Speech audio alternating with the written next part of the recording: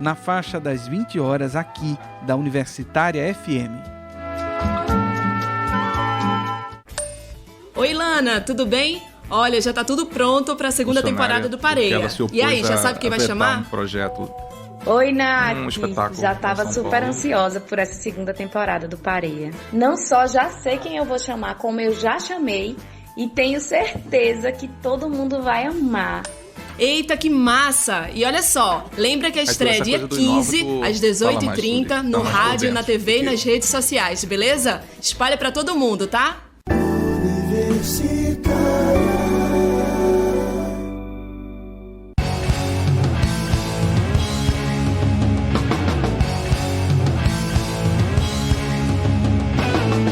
Programa Fora da Curva, jornalismo, crítica e diversidade. 89.9 FM e bom dia também para os ouvintes da Rádio Paulo Freire, 820 AM. Está no ar Fora da Curva, o programa que fala sobre o que a maioria cala. Eu sou Bruno Nogueira, jornalista e também professor do Departamento de Comunicação Social da Universidade Federal de Pernambuco e vou estar com vocês pela próxima hora aqui no programa.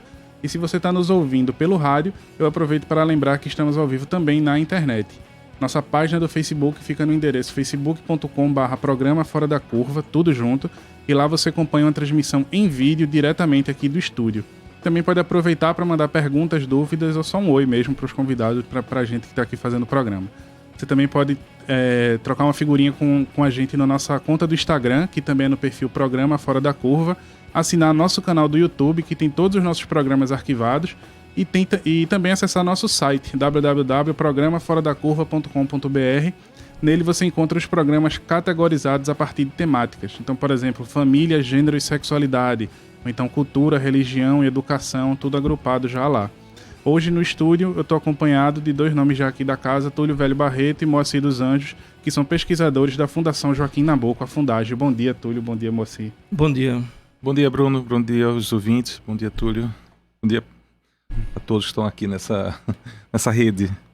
Estamos no 10º mês do governo Bolsonaro, o primeiro alinhado a valores conservadores de uma extrema-direita desde a redemocratização do país, e um governo que desde o primeiro dia optou por escolher antagonistas bem peculiares. Não teve uma única semana desses últimos 10 meses que não encerrasse com alguma declaração, ação ou manifestação contrária à educação, à ciência e à arte.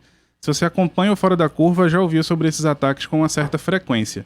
E ao que tudo indica, vai seguir ouvindo. Na última semana, a Fundação Nacional da Arte, a Funarte, exonerou 19 servidores do Centro de Artes Cênicas, parte de uma reforma que pretende transformar o Teatro Glauci Rocha, em Campo Grande, em um espaço dedicado ao público cristão. O teatro, vale lembrar, está localizado dentro do campus da Universidade Federal do Mato Grosso do Sul. Em agosto, o governo fez seu primeiro ato oficial de censura quando suspendeu o edital da Ancine para séries com temáticas de diversidade de gênero e de sexualidade. Na ocasião, falou que se tratam de filmes sem audiência e que, mais uma vez, o governo precisa preservar os valores cristãos. Tudo isso soma em um cenário que é bastante negativo, Se levarmos em consideração o quanto outras propostas do governo, como o Futurice, afetam diretamente áreas de estudo e pesquisa das humanidades que servem de estrutura para pensar e fazer a arte e debater cultura do país. E um órgão que, de um certo modo, consegue condensar todos esses tópicos é a Fundação Joaquim Nabuco, que este ano completa 70 anos. Desde o golpe que suspendeu o governo da presidenta Dilma, a Fundação tem passado por um processo extremamente acelerado e confuso de mudanças. Na semana retrasada, nossos parceiros da Marco Zero Conteúdo publicaram um documento que circula internamente e que pretende transformar o cinema da Fundação e do museu, o Museu do Homem do Nordeste, o Engenho e a editora Maçangana em organizações sociais. Em essência, privatizando todos esses espaços, mas também colocando eles em sintonia com o Futurice, projeto que tem entre suas propostas a venda de ativos, ou seja, do próprio acervo do museu. E é por isso que o Fora da Curva, frente aos 70 anos da Fundagem, pergunta: a cultura, as artes e a ciência estão sob ameaça? E aí, Túlio e Moacir, para abrir, a minha controvérsia favorita em toda essa introdução que eu fiz é quando o presidente diz que essas expressões artísticas não têm audiência, tentando diminuir o valor de várias manifestações da arte. Então, por que tanto esforço para se silenciar a arte e cultura no país nesse ano? Quer começar, moça? E aí? Não, posso começar.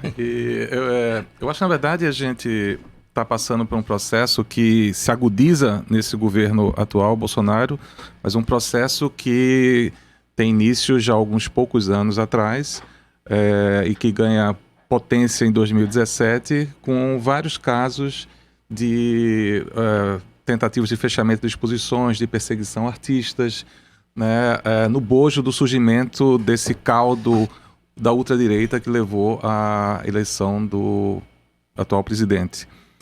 Então, naquele momento, ficou muito claro que que a cultura e a arte, em particular, eram alvos preferenciais desses grupos políticos, não por acaso, mas porque é no ambiente artístico, é no ambiente cultural, é no ambiente universitário que a formulação de críticas no modo geral de pensar, o pensamento crítico se desenvolve, se fortalece, confrontando o que está estabelecido, as convenções, os consensos, os acordos que fazem com que esse país continue sendo um dos mais desiguais do planeta. Então, a arte é esse alvo preferencial. E a desarticulação das instituições que abrigam a arte, que fortalecem a arte, que promovem, né, a produção artística e cultural, tem sido um projeto explícito do atual governo, né? Atuando a partir de vários ministérios, a partir de vários programas, está à vista de todos, né, um processo não só de desmonte institucional, mas de ataques, como você falou, quase diários aos seus protagonistas principais, né? Desacreditando esses protagonistas com fake news, com mentiras, com retirada com fim de editais importantes, de mecanismos de financiamento importantes, como é o caso no cinema da Ancine, né? Muito claramente, onde há um processo de desidratação, né, absoluta desse importante mecanismo, inclusive gerador de renda, gerador de emprego, gerador de uma indústria cinematográfica no país nos últimos anos. Então, eu acho que isso é um vetor inequívoco desse momento que a gente está vivendo, né? Eu acho que tem que ser confrontado de todas as formas e também de forma inequívoca por todos aqueles comprometidos com o setor cultural e arte. Não há meio termo, não há possibilidade de nos acostumarmos e admitirmos isso que está acontecendo no país. Então é preciso reconhecer o que está acontecendo e aqueles que discordam disso que está acontecendo agirem de uma forma muito clara, muito definida, democraticamente, pela defesa desses mecanismos de criação, de manutenção de um espaço crítico, de respiro crítico na sociedade brasileira. Pois Bruno, nesse primeiro momento eu até sugeri que Moacir iniciasse pelo foco na questão da arte e da cultura, né, que você bem chamou a atenção, né, que é o campo próprio de atuação de Moacir.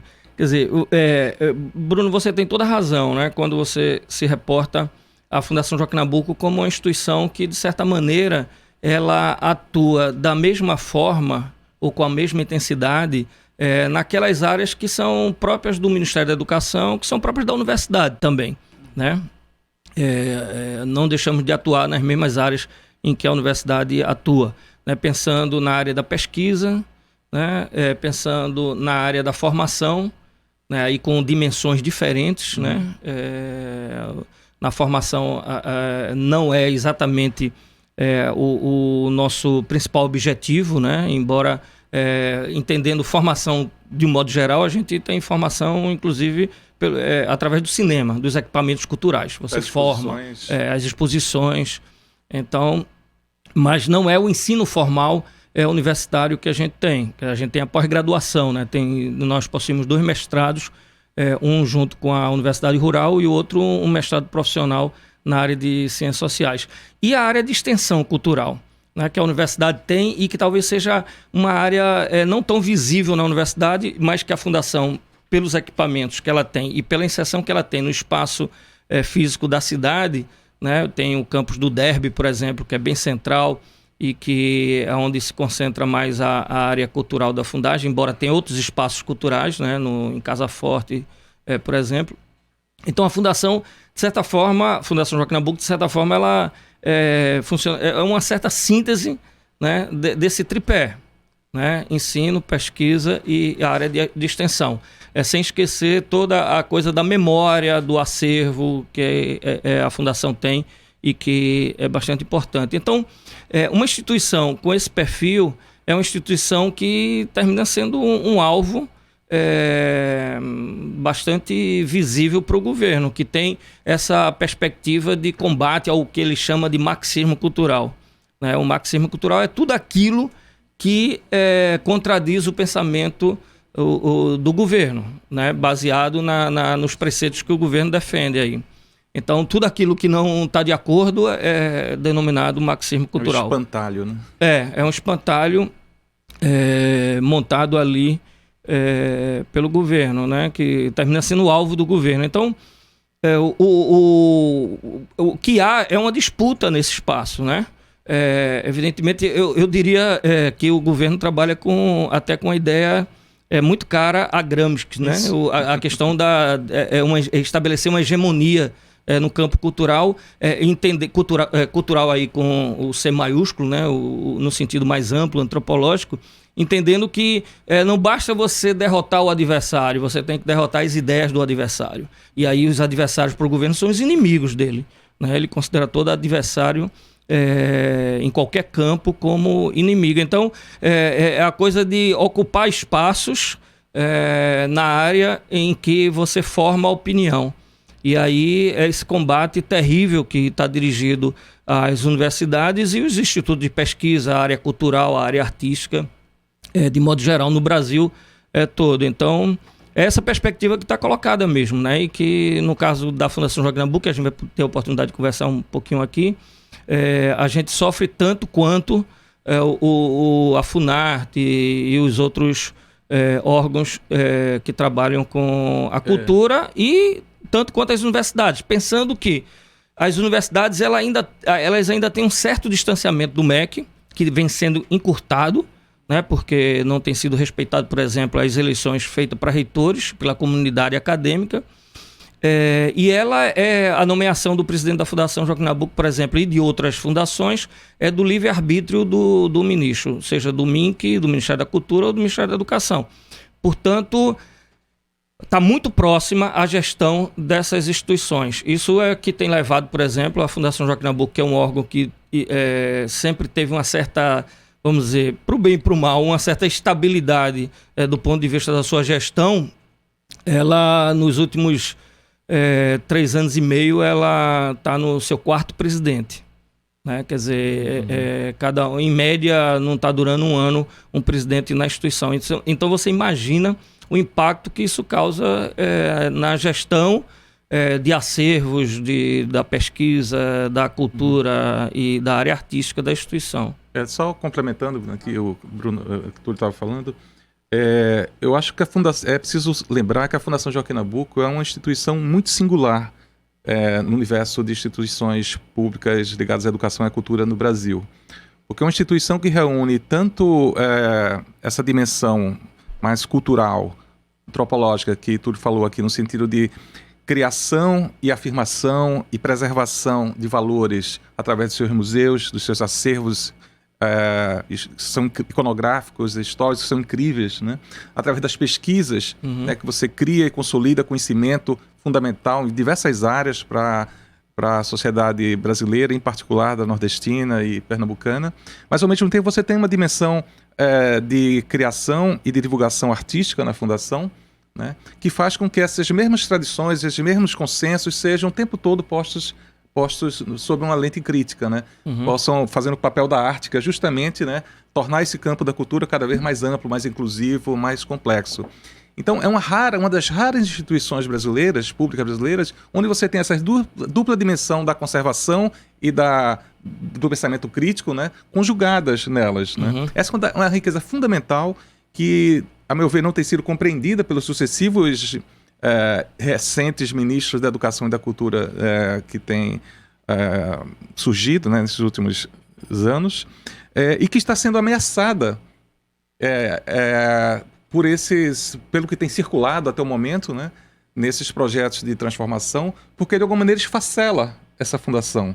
Ela retira dessa estrutura jurídico-formal da fundação alguns dos seus componentes fundamentais. E assim se joga fora, né, uma das maiores riquezas da instituição, que é esse ser complexo, diferente, autocrítico, né, que tanto tem servido a gerações de brasileiros na construção de uma ideia de Pernambuco, de uma ideia de Brasil e de busca de resoluções e de um pensamento crítico para a nossa sociedade. Está nos ouvindo, pode dar uma olhada lá.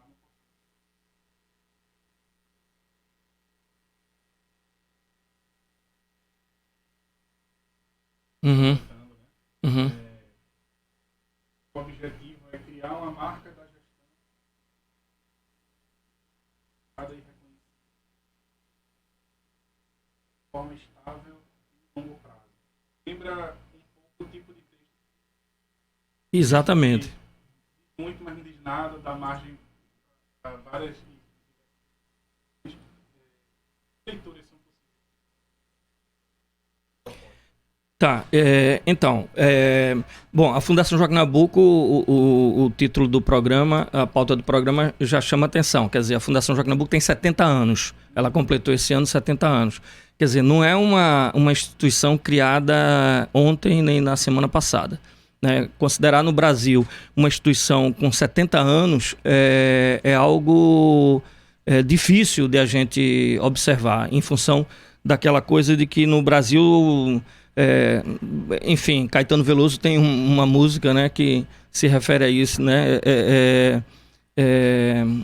Tudo, eu não vou lembrar exatamente, mas que se refere à questão de que parece construção, mas já é ruína, né? Então as instituições não se mantêm. E essa é uma instituição que tem 70 anos, né, que foi criada por um importante intelectual pernambucano, nordestino, brasileiro, né, na área dele, reconhecido internacionalmente, que é o Gilberto Freire, e que na época que criou a Fundação Joaquim Nabuco tinha uma preocupação em abrir a possibilidade de ter, de forma descentralizada, um órgão, né, do federal fazendo pesquisa e localizado numa região periférica, que é naquela época o Norte, né, que juntava o Norte e Nordeste, a divisão brasileira em regiões previa isso, né, estabelecia isso, era a região Norte. E a gente tinha na época, isso foi em 1949, a gente tinha 70% da população brasileira vivendo no campo, no meio rural.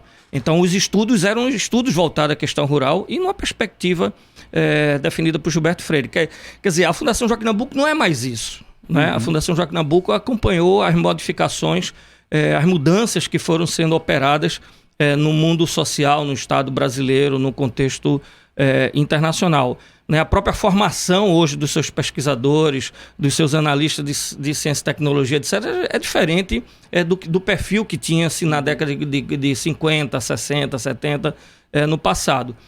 Né? Ela foi criada como instituto e em 1980 foi transformada em fundação, né? Que deu outra amplitude à instituição.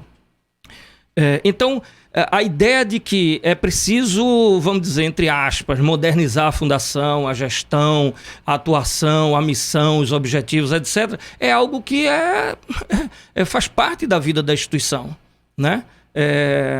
Ela foi se modificando ao longo do tempo. O que agora está posto e que se usa esse argumento de que é necessário modernizar e pensar nos novos tempos é outra perspectiva. É simplesmente apostar no fim da instituição da forma como ela existe, né? Porque quando se pensa, por exemplo, e aí a proposta que você se referiu, a Inova Fundagem, 2019-2022, a proposta que tem lá e que começa a se discutir na instituição não é nada, parece a curto prazo, mas a gente até deve ter um certo cuidado, porque a gente não acompanha o debate, mas não parece ser algo a curto prazo, apesar de que o horizonte é 22, então 22 já é depois de amanhã. Aí já. Né? Mas o discurso é de que a coisa não é inicial ainda, etc. Quer dizer, a perspectiva de mudança na instituição é o fim da Fundação Joaquim Nabuco como a gente conhece hoje. Porque é uma falácia dizer que há uma transformação. A gente até utiliza essa terminologia para facilitar o entendimento, mas não é verdade dizer que há uma transformação da fundação, que é um órgão público, em uma OS ou várias OS. Na verdade, as OS elas são criadas com outro CNPJ, outra natureza jurídica, privada, não é pública, embora interaja com o poder público. Quer dizer, deixa de existir a instituição anterior. Então, o que se propõe, na perspectiva de criação de organização social, como resultado da Fundação Joaquim Nabuco, né, vamos dizer, entre aspas, transformação da Fundação Joaquim Nabuco ou das suas unidades, porque o documento fala mesmo, né, em que o museu pode ser uma organização social, que a escola de governo pode ser uma organização social, que o cinema pode ser outra organização social. Quer dizer, esquartejar a instituição da forma como a gente conhece hoje e transformar, novamente, entre aspas, as suas diversas unidades em organização social. Esse é um modelo, Bruno, que não existe, ouvinte da Rádio Universitária do Fora da Curva. É um modelo que não existe em lugar nenhum. Nenhuma instituição passou por um processo desse tipo, né? E o que a gente fala está baseado no documento, que aí você chamou a atenção, Bruno, o Marco Zero disponibilizou, né? Fazendo uma reportagem que suscitou, inclusive, o meu artigo, na medida em que o pessoal me procurou para entender o que estava acontecendo. Quer dizer, não é algo que se diz em função do que se fala em corredores ou mesmo em reuniões, de maneira mais informal, vamos dizer. É um documento que existe e que é um documento que funciona como ponto de partida para uma discussão que se dá no nível da gestão superior da instituição, onde que é formada por pessoas de fora da instituição e muitas vezes de fora do serviço público, inclusive. Não tem a compreensão do que é o serviço público, né? A Fundação Joaquim Nabuco hoje tem praticamente não, toda a sua direção superior ocupada por pessoas externas à instituição, que não são do quadro da instituição e algumas não são nem do serviço público, vêm de outras áreas. Nas suas coordenações gerais também ocorre algo muito parecido, né? O ano passado, ou há um tempo atrás, a partir de uma reportagem também feita pelo Marco Zero, eu tive a oportunidade de fazer um artigo onde apontava que não se respeita na instituição, isso não é o caso só da Fundação, deve existir em outras instituições também, não se respeita sequer aquilo que está estabelecido na legislação quanto ao percentual que deve ser ocupado por servidores de carreira, porque tem muitas atividades, né, Moacir, que são técnicas, exige uma especialidade, né? Existe conhecimento. Quem lida com acervo, por exemplo, que a Fundação tem o acervo de Joaquim Nabuco, né? Entre outros acervos importantíssimos. Quer dizer, não dá para você colocar alguém para ir aprendendo a fazer aquilo ali no dia a dia sem ter nenhuma experiência. Existe uma formação para esse tipo de coisa. Bom, e por aí vai. Quer dizer, são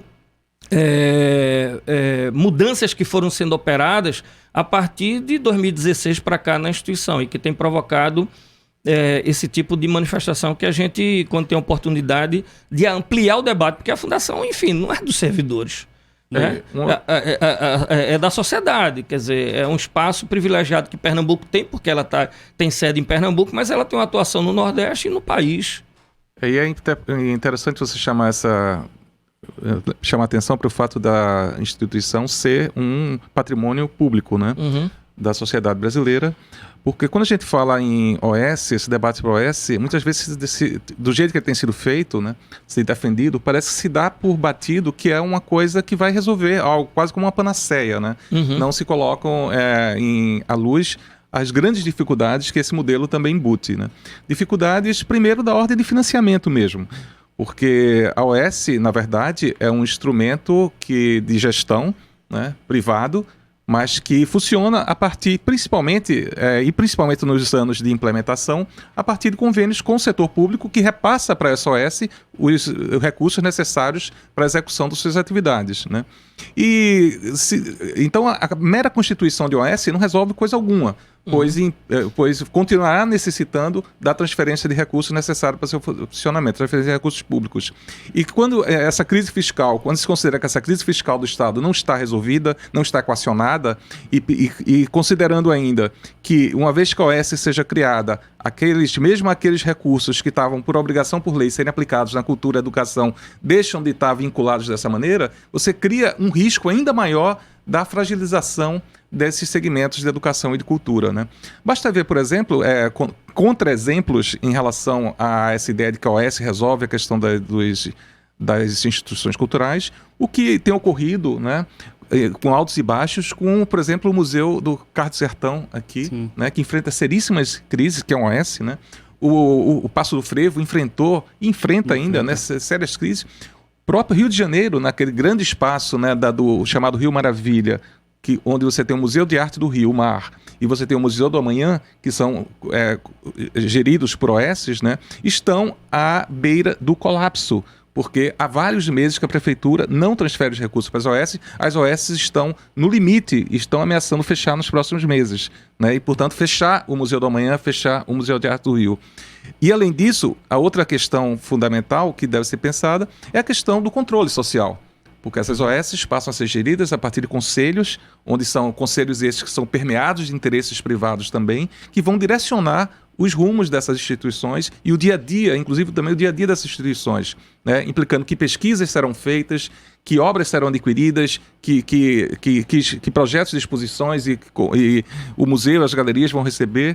Enfim, deixamos nesse sentido de ter as garantias de que essas instituições serão de fato, continuarão a ser de fato instituições públicas, voltadas ao público, ao interesse público, né, na construção de um projeto de cidadania que vai muito além dos interesses privados, corporativos, que estão tão em voga hoje em dia no Brasil, como se fosse a panaceia para todos os nossos problemas. Eu queria pegar desse ponto para falar de uma outra, ampliar esse ponto um pouco, né? Vários dos temas polêmicos do atual governo, a gente tem sempre conversado sobre aqui no programa, muitos deles atendem a interesses de grupos específicos, né? As reformas da Previdência com os bancos. Semana passada a gente estava falando aqui sobre a usina nuclear e o quanto ela atende interesses militares, por exemplo. A gente pode conjecturar que ações desse tipo em relação à Fundagem pode atender interesse de algum outro grupo específico? Não conjecturar qual, mas será que existem outros grupos que têm um interesse nessa movimentação?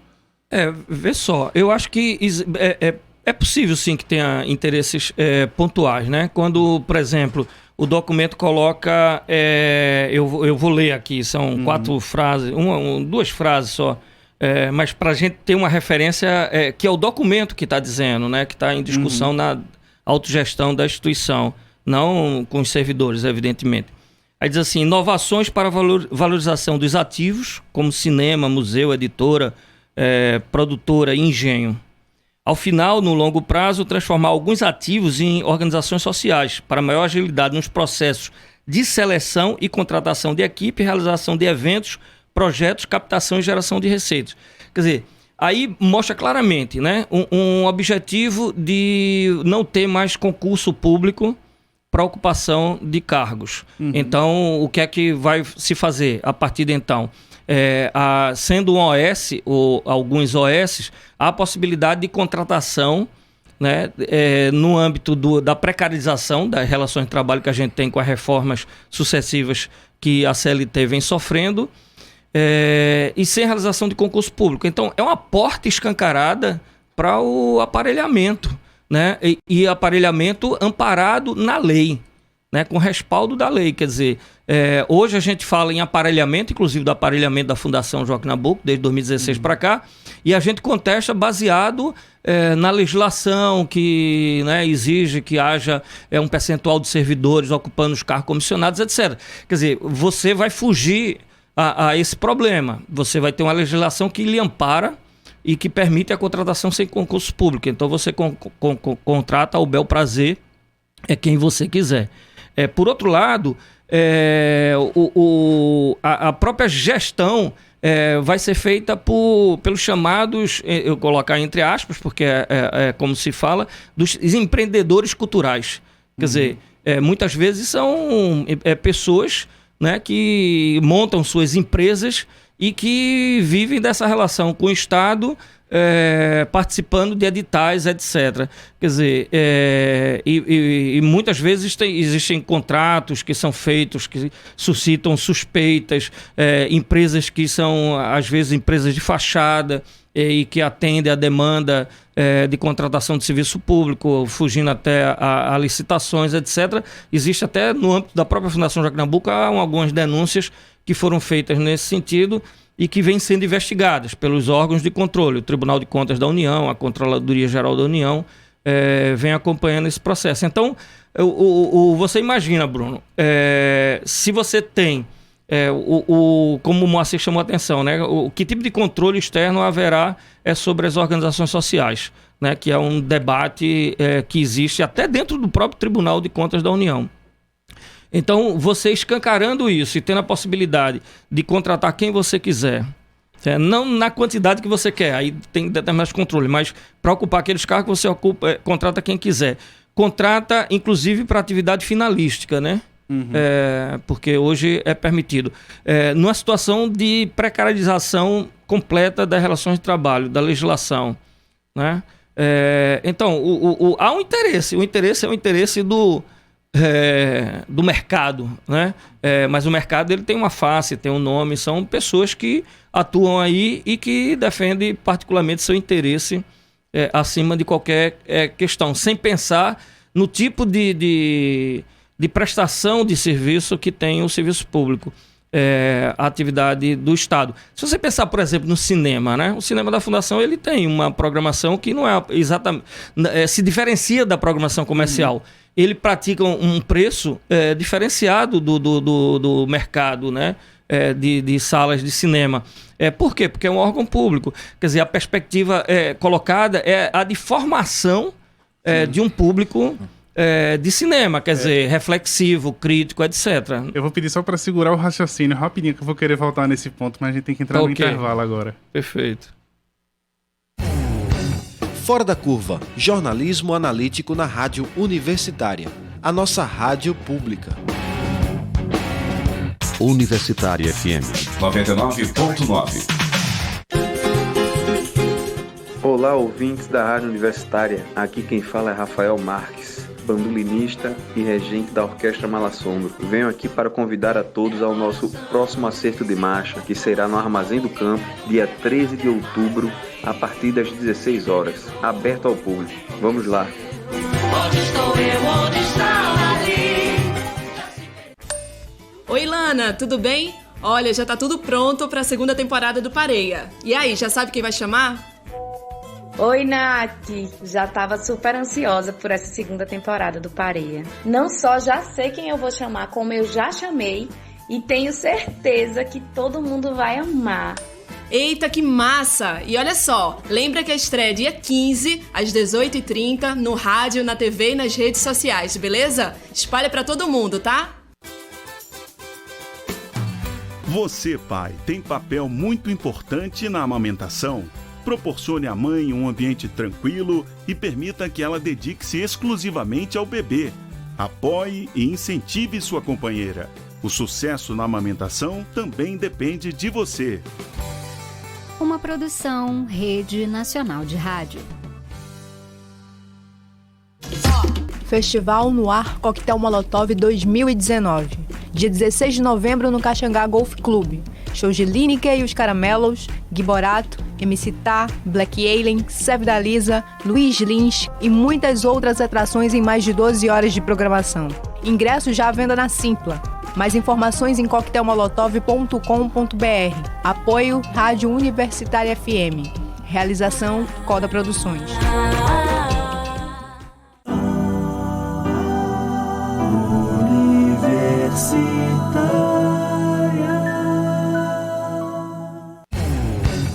Programa Fora da Curva. Informação a serviço da maioria.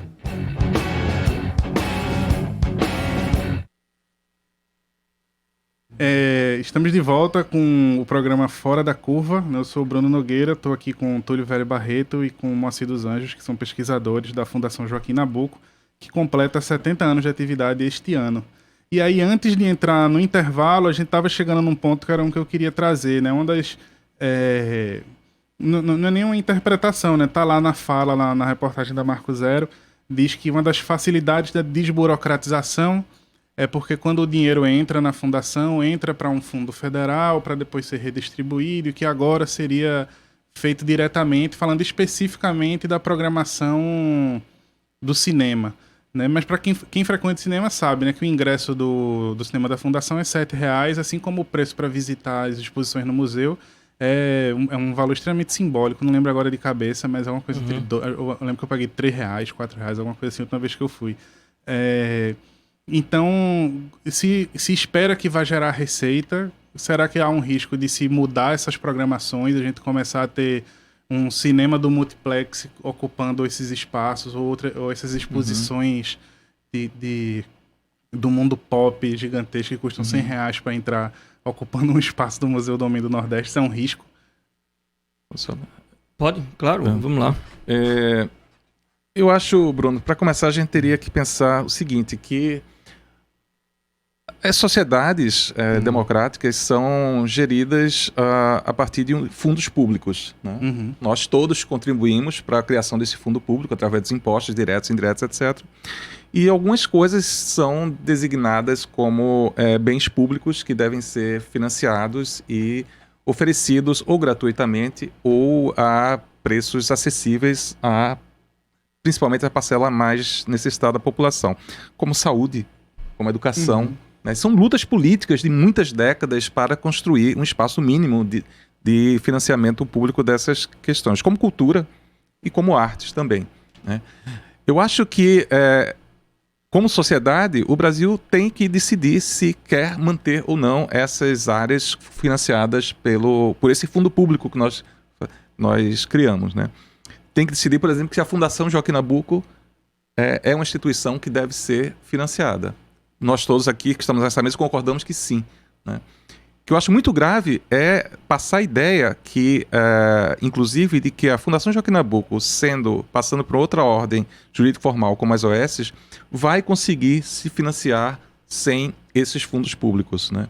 Vai continuar dependente, na verdade, desses fundos públicos, porque a natureza dessas ações que a Fundação Joaquim Nabuco se envolve, seja na área de pesquisa, salvo algumas exceções, alguns cursos muito específicos que podem gerar rendas, etc., mas a pesquisa, as exposições de artes visuais, o Museu do Homem do Nordeste, né, o colecionismo de documentos e obras raras, né, o cinema, né, no modo como eles são estruturados, ou seja, não obedecendo, não colando nesses grandes eventos, nesses grandes consensos que os multiplex dão conta, né, que as exposições de shopping center dão conta, né, mas, ao contrário, oferecendo ao público esse espaço de respiro, esse espaço de reflexão crítica, esse espaço de questionamento, que é fundamental para a construção de subjetividades distintas, para o atendimento à diversidade da sociedade. Então, essas questões não vão ser contempladas por uma estrutura voltada unicamente ao mercado. Então, a gente tem que ter muita clareza isso e defender o caráter público da Fundação Joaquim Nabuco, né? E defender que ele seja, sim, as suas editais sejam, sim, financiadas por esse fundo público que é formado por todos nós, né? Me causa muita preocupação ver na imprensa, esse final de semana, várias vezes veio na imprensa declarações como o do próprio presidente Bolsonaro, dizendo que ele não está promovendo censura na área da cultura, mas, ao contrário, está simplesmente tentando, palavras dele, preservar os valores cristãos e da família no setor cultural e artístico. Ou seja, e essa visão que é compartilhada por outros gestores também, como o diretor de artes cênicas da Funarte, o Alvim, Roberto Alvim, que diz que critica os governos de esquerda porque, para ele, promoviam apenas ativismo político e que os governos de direita patrocinam o que ele chama obras de arte, né? Isso espelha o depoimento do Bolsonaro também, esse final de semana, dizendo que o que está acontecendo agora não é um encurtamento do campo democrático, mas o encurtamento do campo democrático da esquerda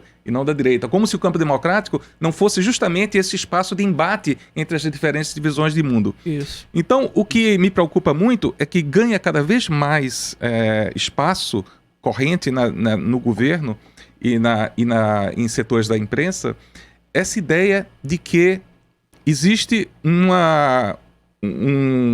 digamos assim, um empreendedorismo, né, que iria privilegiar, não o que eles chamam de ativismo, mas o que eles chamam de grande arte, de questões importantes, relevantes, né?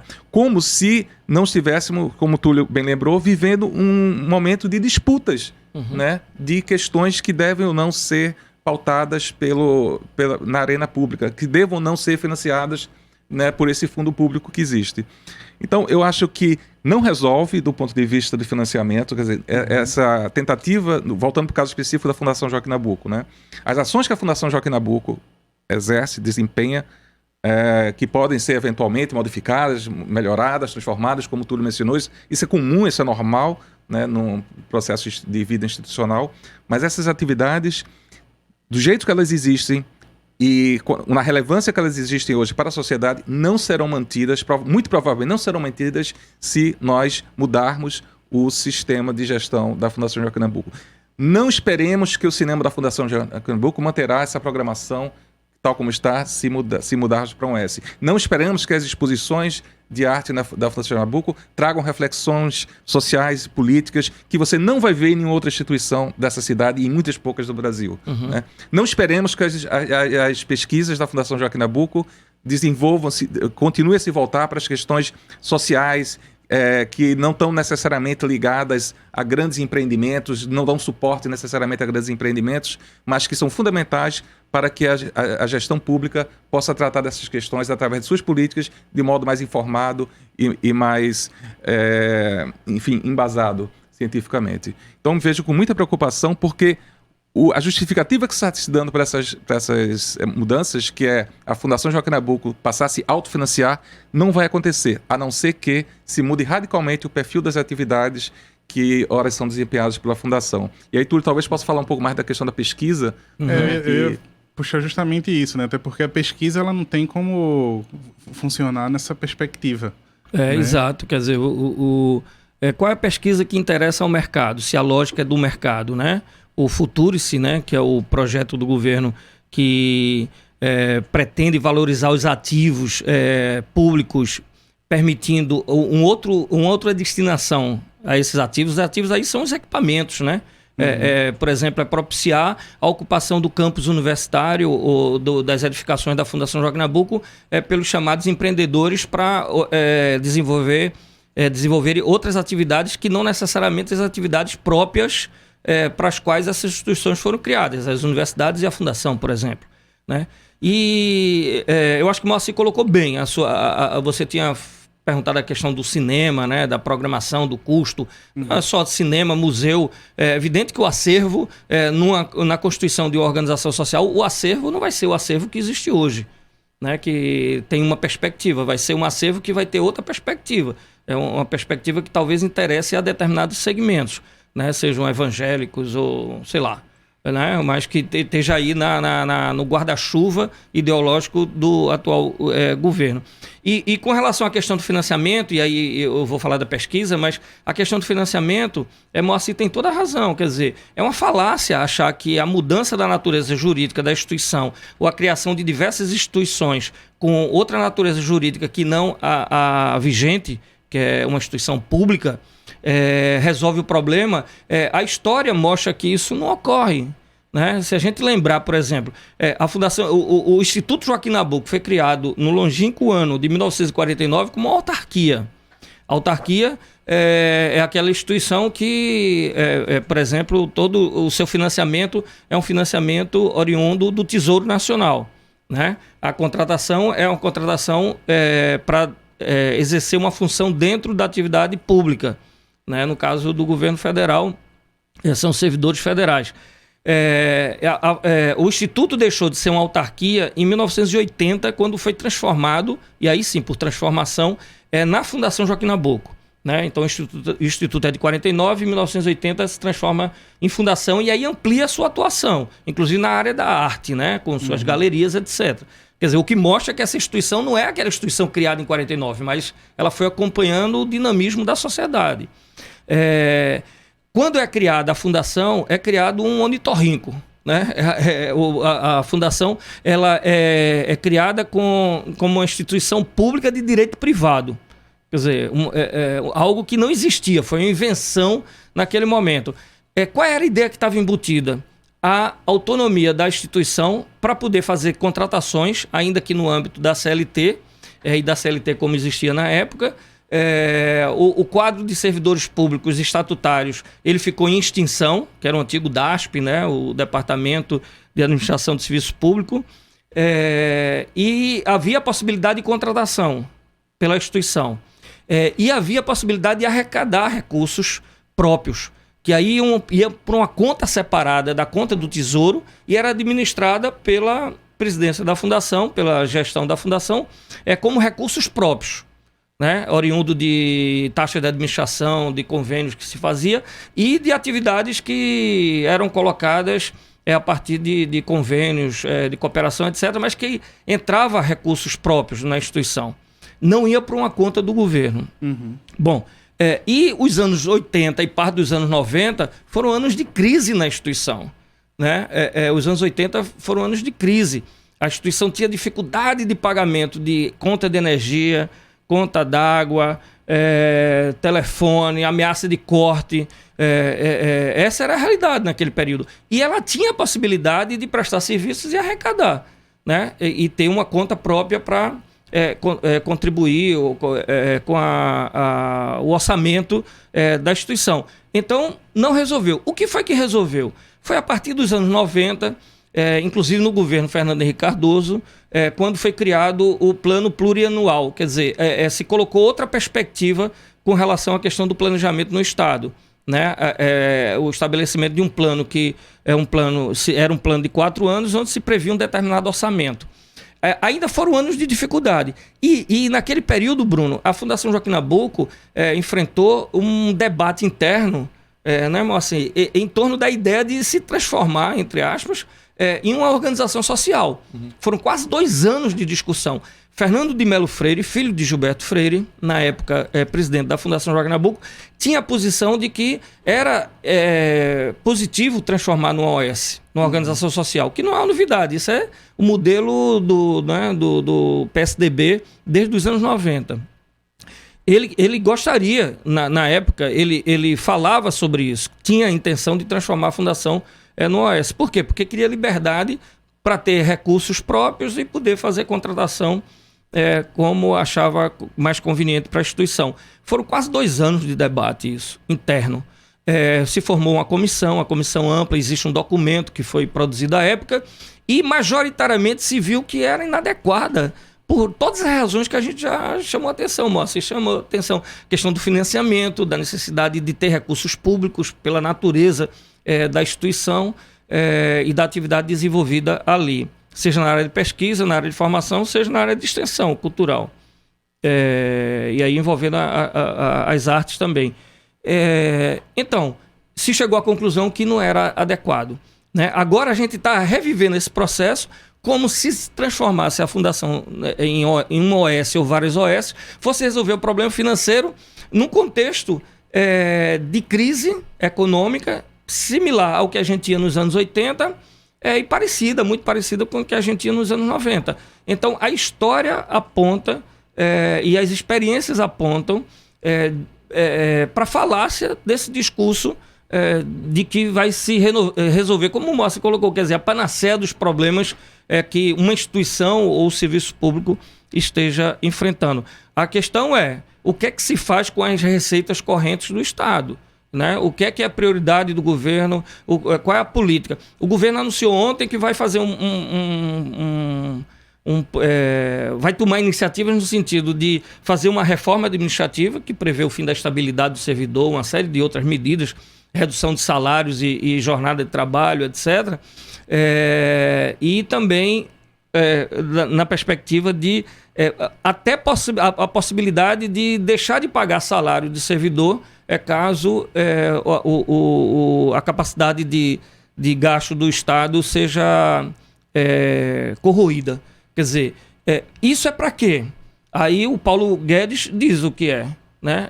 Em função das questões colocadas pelo mercado, Não é aperfeiçoamento. Em nenhum momento se fala em aperfeiçoamento da máquina estatal, do serviço público, nem nada. Se fala no atendimento porque você tem que ter uma certa estabilidade na área da econômica, e isso pressupõe você atender aquelas demandas que são as demandas do mercado, como a reforma da Previdência e outros.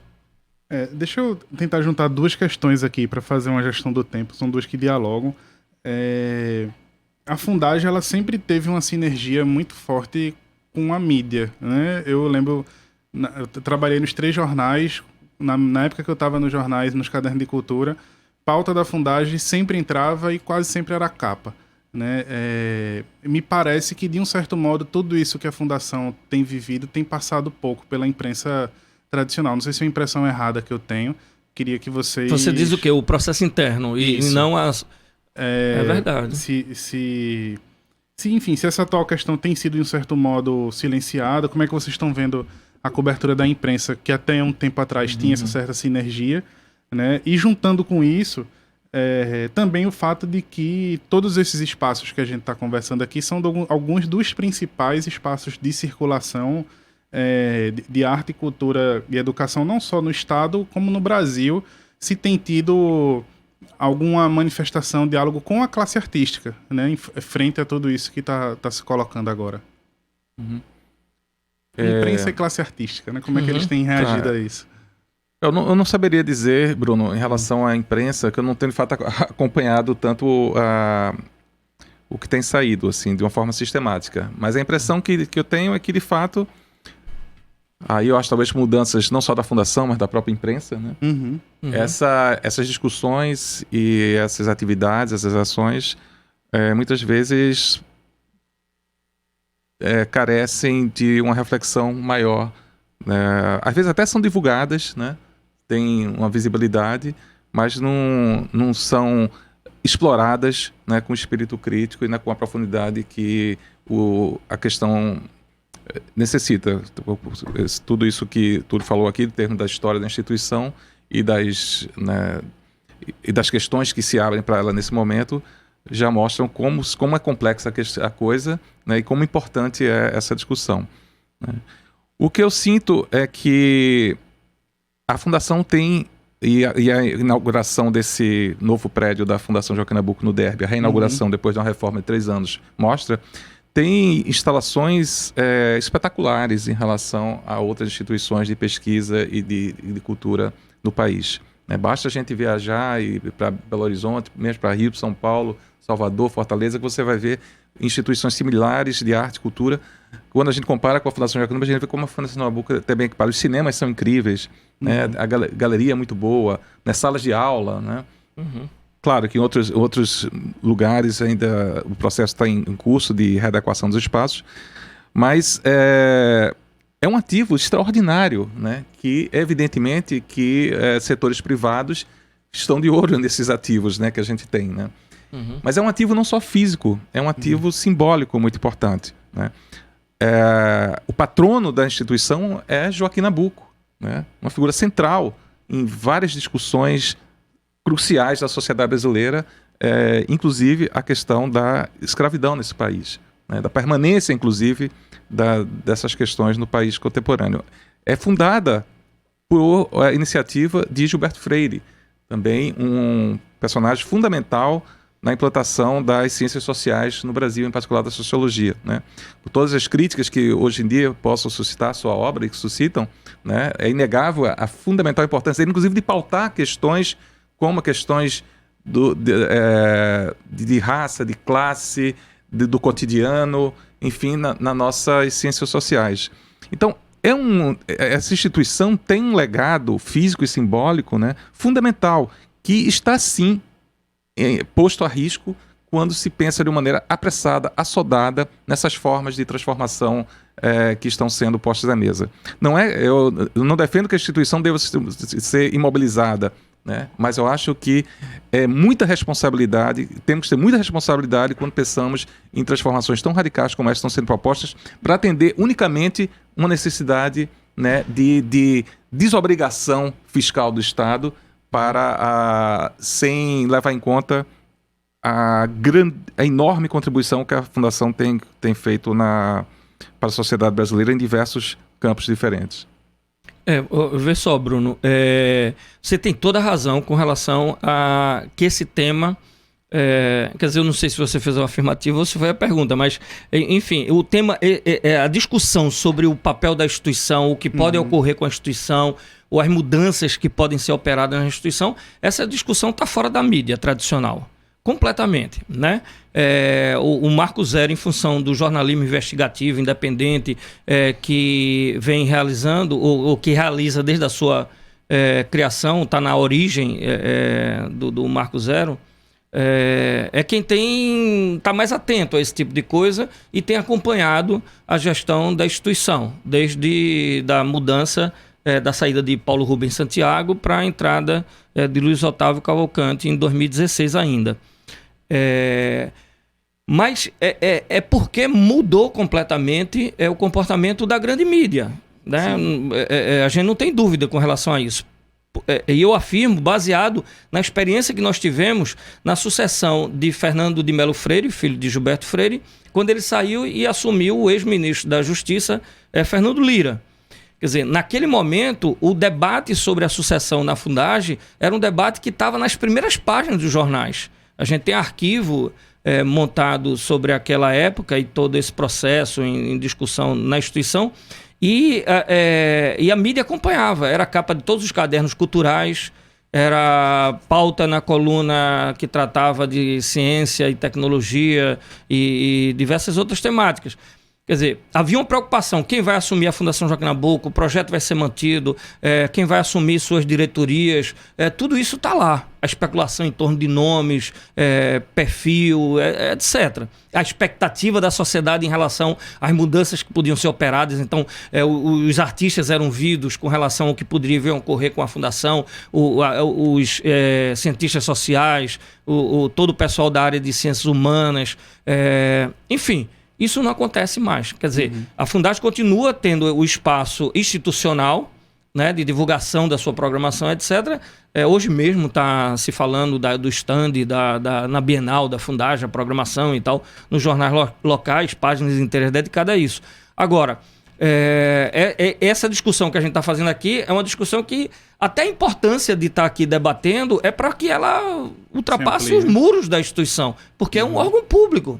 Não é uma empresa privada que interessa uma família ou outra e tal, ou agentes privados. É uma instituição pública, portanto, a gente deve satisfação à sociedade. Então, nesse sentido, esse debate não está... E aí, ele não ganha a dimensão que deveria ganhar nos segmentos que são... Junto à classe artística. Os artistas, os pesquisadores, as pessoas que têm um interesse sobre os acervos, né, da instituição, a documentação iconográfica, tudo mais. Quer dizer, termina não tendo acesso ao debate e, portanto, não está fazendo parte do cotidiano da sociedade. Espero até que um debate dessa natureza, uma hora, a gente conversando sobre isso, desperte o interesse e a preocupação de segmentos que estejam fora dos muros da instituição. A gente já está perto de encerrar o programa, mas eu queria antes fazer uma última pergunta, né? Uma coisa que surgiu várias vezes na conversa da gente aqui. Muito do que a gente está conversando está ligado, de um certo modo, a uma outra tensão que acontece no país de pouco tempo para cá, que é justamente essa palavra do empreendedorismo, né? Vocês falaram várias vezes, educar para empreender, o empreendedor cultural. Vocês acham que falta um debate mais consistente sobre isso hoje no país? Se conversa muito nesses eventos que as falas se esgotam em 15 minutos, 20 minutos. Estou, inclusive, pedindo para que vocês respondam em dessa forma também, em 1 minuto. Mas a questão maior é a gente se viu invadido por isso. Falta um debate mais consistente sobre o que é empreender na educação, empreender na cultura, na arte. Eu acho, Bruno, que falta... inclusive, a gente vê de tudo, né, nesse debate.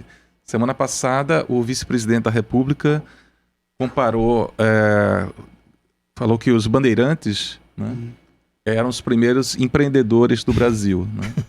Ou seja, se a gente pensar no que toda a historiografia mais recente, né, explicita em relação às ações dos bandeirantes, né, como principalmente matadores e caçadores de índios e de escravos, homens e mulheres escravizadas fugidas, né, dos seus locais de aprisionamento, né?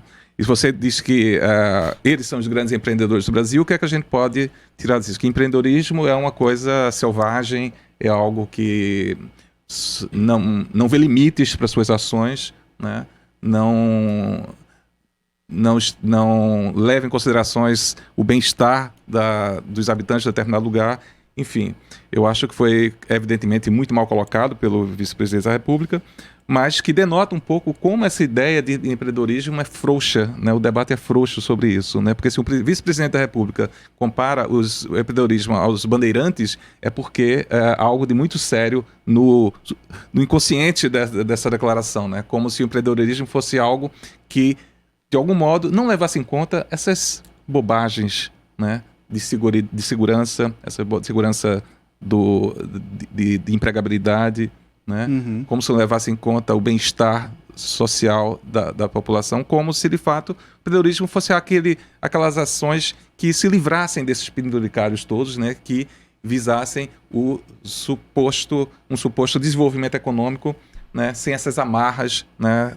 Da sociedade que garante um mínimo de bem-estar às pessoas que ali residem. Eu acho que, para o bem dos reais empreendedores, né, eu acho que essa discussão tem que ser muito mais aprimorada e que eles nos façam crer que o empreendedorismo moderno não é, de fato, uma atividade ligada à atividade dos bandeirantes. Não é a atualização da atividade dos bandeirantes, porque se, de fato, o vice-presidente tiver razão, estamos muito mal. Rapidinho, eu diria o seguinte, Bruno, precisa se fazer uma discussão sobre esses termos utilizados. Quer dizer, se cria determinadas expressões ou se apropria. Alguns anos atrás houve uma apropriação da ideia de participação. Então, tudo é participação, etc. E a prática permanecia a mesma, né? Autoritária, autocrática, etc. Agora, empreendedorismo, a ideia da inovação. Quer dizer, são expressões que são criadas e que você vai buscar o conteúdo e não existe conteúdo. O que existe é uma vontade política de fazer a sua maneira, sem debate com a sociedade, né? Esse documento Inova Fundagem, por exemplo, que circula na Fundagem, coloca como uma das premissas o seguinte: estabelecer uma cultura de inovação buscando a transversalidade entre as áreas que compõem a Fundagem. O que é uma cultura de inovação? Cadê o conteúdo disso? Quer dizer, o documento não expressa essa cultura de inovação. Quer dizer, são frases mais ou menos vazias, utilizando chavões, expressões que estão colocadas no dia a dia e que faz parte da busca de uma hegemonia de um determinado tipo de pensamento. Vamos tentar voltar a esse assunto então, né? O programa acabou por hoje, queria agradecer bastante a participação de vocês. Né? Hoje o programa teve a apresentação minha, Bruno Nogueira, nas redes sociais Larissa Silva, os trabalhos técnicos de Marco da Lata. O programa Fora da Curva é uma realização do Departamento de Comunicação Social, com o apoio do Departamento de Sociologia e do Núcleo de Rádio e TV Universitárias. Parceria com o Marco Zero Conteúdo, Centro das Mulheres do Cabo, SOS Corpo, Centro Sabiá, Terral Coletivo de Comunicação, Centro de Cultura Luiz Freire. Esse programa fica disponível em nossa página do Facebook e no canal do YouTube. Acompanhe as nossas redes sociais, porque nós também divulgamos por lá muita informação que você não vê por aí. A música tema deste programa foi composta pela banda Diablo Motor. Programa Fora da Curva. A gente fala o que a maioria cala. 12h02. Universitária. ZYD 240, 99.9 MHz. FM. Universitária. Emissora da Universidade Federal de Pernambuco. Universitária.